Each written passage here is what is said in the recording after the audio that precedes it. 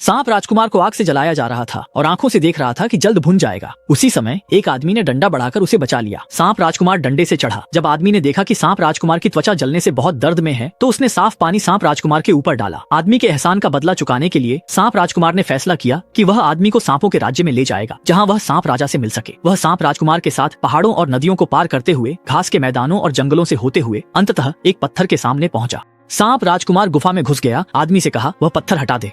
आदमी ने लकड़ी की छड़ी से पत्थर हिलाया और एक तरफ कर दिया। आंखों के सामने सीढ़ी प्रकट हो गई। आदमी सीढ़ियों से नीचे उतरा। सुनहरी रोशनी में महल के दरवाजे के सामने था। दो विशाल प्राचीन सांप रखवाली कर रहे थे। आदमी जल्दी ही उसके पीछे पीछे महल के अंदर चला गया। महल की दीवारें हीरे, क्रिस्टल, पन्नों से जड़ी थीं।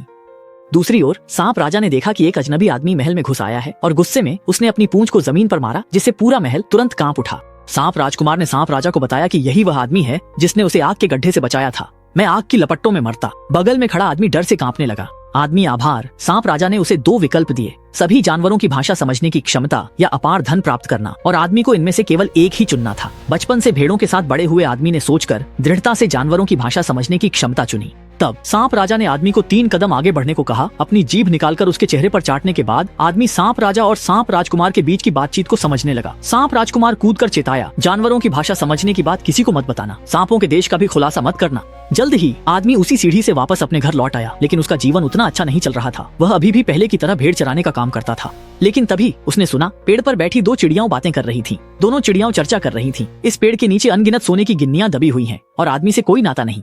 किसने सोचा था कि आदमी उनकी बातचीत को समझ लेगा। वह उठ खड़ा हुआ, भेड़ों के झुंड को घर वापस ले गया और किसान मालिक को विदा कहा। रात उसने कुल्हाड़ी उठाई और बड़े पेड़ की ओर चल पड़ा। सीधे कुल्हाड़ी से 2 बार वार किया और पुराना पेड़ गिरा।